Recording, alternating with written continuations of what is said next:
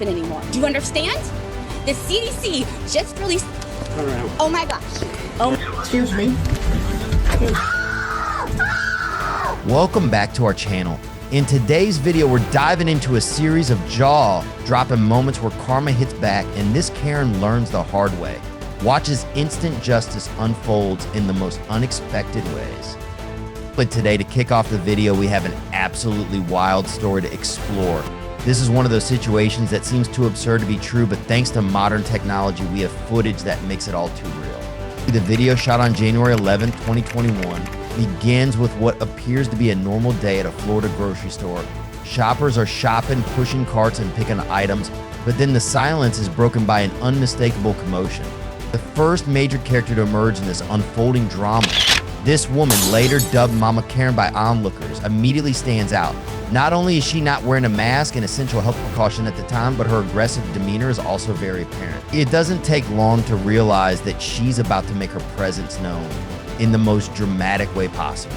Amidst the chaos, we spot a masked man who seems to be trying to defuse the situation. He slowly backs away, trying to keep his distance from the escalating conflict.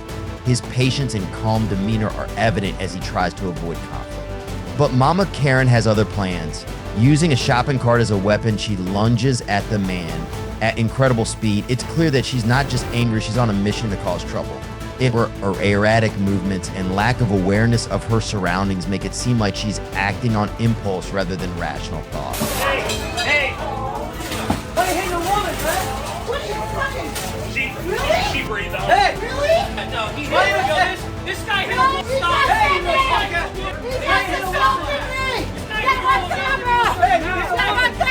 As if one Karen wasn't enough, Mama Karen's call to action seems to have summoned an army. The footage shows a group of people, presumably friends or family of Mama Karen, joining in the chaos.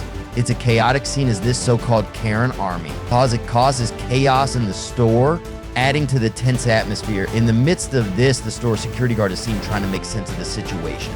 His response was ineffective, whether he was waiting for reinforcements or simply unsure of how to handle the situation. His apparent inaction seemed to embolden the Karen family. This guy hit a woman. Karen hit a woman. Get the hell out of here. Call the cops. You just hit a woman. This guy hit a woman. You hit a woman. You hit a woman, bro. How's he attacking you? You hit her. You hit her. You hit her. We have it on video. We hit her. Where's the cop?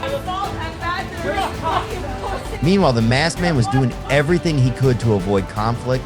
His demeanor was clearly not hostile. He wasn't looking for trouble. He was simply trying to get out of the chaotic situation that was happening to him. His restraint in the face of such aggression highlighted the stark contrast between his behavior and that of the Karen army. Oh! Okay, what she's filming her, right? Oh, the coughing. Oh, he's a big one. That's you.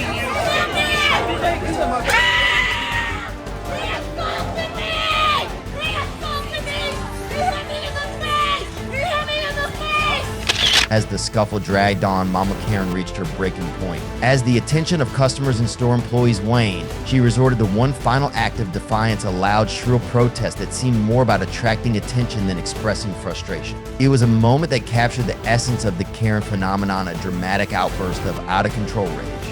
According to Chapter 784.03 of the Florida statutes, assault is defined as conduct that intentionally causes fear of imminent attack or creates a feeling of immediate threat. There does not have to be actual physical attack or injury. It is sufficient that the victim feels immediate fear. To be considered an assault, the conduct must be done with the intent to cause fear.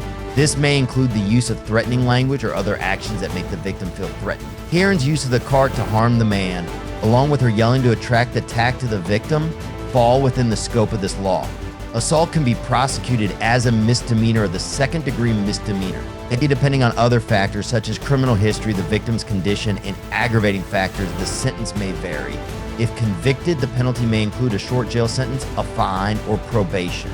The maximum jail sentence can be up to 60 days, and the fine can be up to $500. Okay, this case is crazy, but it's not the worst. Just wait until you see Karen harassing the police and getting her comeuppance. The video was recorded on April 20th, 2021 at a busy Nordstrom rack store in Florida. The camera pans through various departments before focusing on one woman, our central character who appears to be in a heated discussion with a police officer. The incident began when a woman, later identified as Karen, found herself at odds with store employees at Nordstrom Rack when asked to wear a mask. The initial conflict revolved around a request for identification, which Karen refused to provide, leading to a tense confrontation. Karen argued that she had a fundamental right to enter the store without showing identification, a stance that quickly attracted the attention of store security and eventually the police. As the situation escalated, employees called the police for assistance. The store employees reported that Karen became increasingly agitated, refused to identify herself, and allegedly pushed an employee during the encounter. I had to have an ID to be here. No, you need to give Didn't us. you say? I didn't. This Is the call taker able to get a we both know. last name? It's my God-given right to be on this planet, and you cannot tell me otherwise, correct? You just lied to me. I lied to you about what? You said I had to have an ID here. No, you got That's not what I said. Oh. When you're legally detained, you play back on your video. When you're legally detained, you have a duty to identify yourself to a police officer. Okay, so they're saying what I'm... Karen, on the other hand, claimed that she was being unfairly targeted and accused the employee of lying about her actions. And her refusal to cooperate only made the situation worse, and her confrontational behavior was captured on video by bystanders. legally detained, which I was not, that I have the... Can you try to run her without a date of birth? White female, approximately 40 foot radius. In the video, Karen can be heard insisting that she had a right to be there and arguing that the request for identification was unwarranted. He even suggested that the situation may have been racially motivated, although this claim was not a major issue for the responding officers. After I Because, okay, so they're And I saying called that, you too. okay, so I let's, called the police too. are but you they're going to let only me talk, or are you going to be the only one employee of talking? Nordstrom Rack. As a call taker, I know you want to have them on their safety purposes. Yes. But right now, you and I need to be talking. Says who? You need to be having a conversation with me. So, she's saying you shoved her and she has witnesses. No, okay. There are other Well, employees that were I in would- the fitting I room. would hope. Okay, other employees. Well, there's also another woman without a mask. Isn't that interesting? How she only Okay. picked me? Well, I have nothing to She do only with that picked at all. me, the white person, not the black person wearing a mask. Do you think it's a racist thing? I don't know. We're not It- here to talk about race. Well, you know what? At It all. kind of seems like it's a racist thing. The black woman doesn't have a mask on, but she comes after the white one. When the police arrived, they were faced with the challenging task of de-escalating the confrontation and determining the appropriate course of action. Officers are trained to handle situations where individuals refuse to cooperate, and in this case, Karen's refusal to provide identification became a significant issue. The officers informed Karen that she was being detained for further questioning and that in such situations, providing identification was mandatory. Karen's refusal to comply led to further complications, and the officers had to explain the legal requirements regarding identification during detention. That's the only Okay, so difference. that's We're when both you would men. file a complaint with Nordstrom Rack. Okay, but I also want to file a complaint with you for her. Okay, and she also wants to file assault charges Okay, against you. okay. You have a middle name? Yeah, my name is Gene. Really think that's a negative. Yeah, First no, name? because we have to identify you. If I can't identify you, I'm taking you to jail. This is Okay. getting weird. Now they're saying if they can't identify me, they're taking me to jail. How do you identify the homeless? That's They negative. tell us their names, the date of birth. We're not on either side. We don't know what's You going are. on You because are we can't taking identify sides. you. You are taking sides. Robert Gene Eller, you are taking you sides. do. Robert Gene Eller, you are taking sides. I'm not taking And it's sides. really sad. Listen, so we can't even get any information from you. Despite the officers' attempts to clarify the situation, Karen continued to argue, claiming that the rules were unfair and that her rights were being violated. This extended the interaction and ultimately led to her arrest for obstruction of justice and failure to comply with orders. Where's the investigator? If you are you were- an investigator? Ma'am, We are officers who Cara- have to figure out what's Carabelle. going on. Carabelle. So- How did you know my name was Carabelle? because I heard you say it. Don't lie. No. You are lying to me. I just talked to you and get my name. Fitting room. You I are heard. lying. Stop. This Okay. is the second time I caught you in a lie. Okay. By not following the law. First of all, I don't have to identify Yes, myself. you do. Actually, I don't. It's called in law. You should read up on it. I do not. This is my right as much as it is yours. I am a Christian woman of God. We're not going to put your disgusting rules on me. The CDC just released... Turn around. Oh my gosh. Oh my gosh. Okay. Oh my gosh. The arrest attracted significant attention, with news outlets covering the story and social media users debating the events. Public opinion was divided, with some defending Karen's right to refuse identification and others supporting the police's actions in enforcing the law. According to Florida Penal Code Section 843.02, the crime of resisting officer without violence is described as resisting officer without violence. This crime involves obstructing or resisting a police officer or law enforcement officer in the performance of his or her official duties without the use of violence. The resisting conduct may include refusing to cooperate, failing to comply with police instructions, or engaging in other actions that disrupt police work without causing physical harm to the law enforcement officer. B. Karen's continued yelling and demands interfere with the officer's ability to resolve the matter. Though if an individual refuses to produce identification when requested by a police officer during a search or seizure and this conduct is not accompanied by violence, that person may be prosecuted under Section 843.02. The court may impose a fine as provided by law. The exact fine is usually at the discretion of the court and can be up to $1,000, and the prison sentence can be up to 1 year. The elevator is the common property of a building and can be used by any resident, but it seems that does not apply to this Karen, as she has taken over the elevator and will not let this man in. On 22nd February 2022, an incident occurred in a typical British apartment building where a delivery man arrived to make a delivery. Little did he know that he was about to face a frustrating, intense confrontation with a resident commonly referred to as Karen. The delivery man, who was just trying to get his job done, entered the elevator carrying a pile of parcels. The elevator doors closed and he began pressing the button for the ground floor. Little did he know someone else had other plans. As the elevator began to descend, a woman, clearly agitated, was already standing in the elevator. This was the Karen of our story. Her attitude was confrontational from the start. She began blocking the buttons, preventing the delivery man from selecting the desired floor. Let's go check Morton's. Cool. In fact, let me try and ring Morton's again now. They're closed, by the way. There's an But emergency. yeah. Do you live alone? No. Let me ask you something. I do live alone, and when you go to my flat, get away from my flat. How dare you do that? Excuse me, lady. I need to go. Excuse me. I don't want to push you. You push me. I don't want to push you. Karen immediately began her aggressive behavior by placing herself between the delivery person and the elevator controls. She placed her hands on the buttons, clearly blocking any attempts by the employee to use them.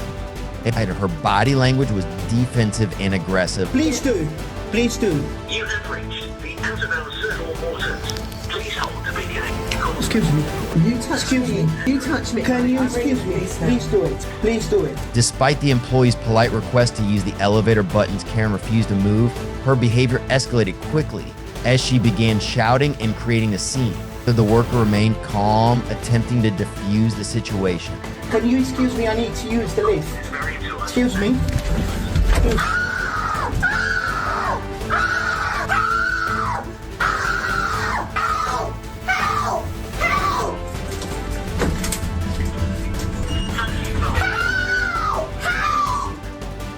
With the workers' efforts proving futile, Karen decided to take things to the next level. She pulled out her phone and began emergency services, falsely claiming that she was being held captive in the elevator. Could you please? I need to get the police. Please do it. We are exiting hydro volumes, which has resulted in a delay. The lift. One of our agents will be with you shortly. Lady, Emergency police number. it's 999. Do you want me to call?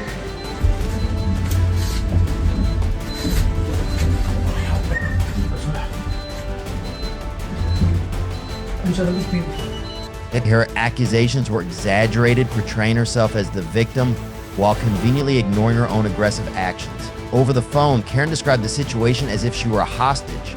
She tells the operator that the delivery person is preventing her from leaving the elevator. Her voice is filled with panic and distress, in stark contrast to the worker's calm demeanor.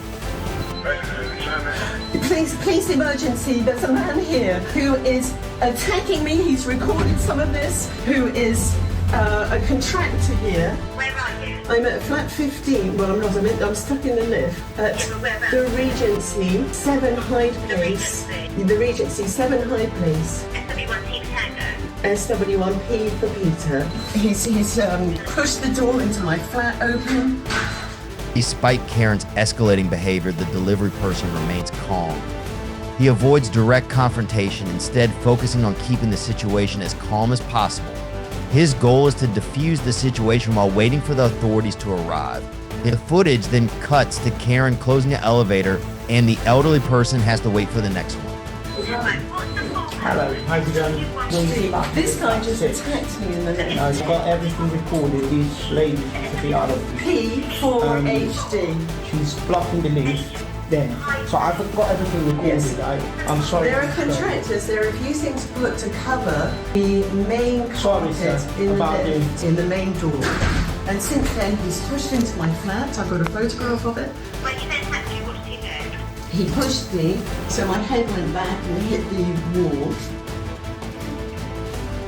And how did he get into your property? Explain that part to me. He just pushed the door. I was in the lift and he said, "Is there anyone at home?" And I said, "No." Finally, following the information provided by the young man, the police arrive at the scene, responding to Karen's emergency call. They enter the building, locate the elevator, and prepare to handle the situation. At this point, Karen's accusations are becoming increasingly unbelievable.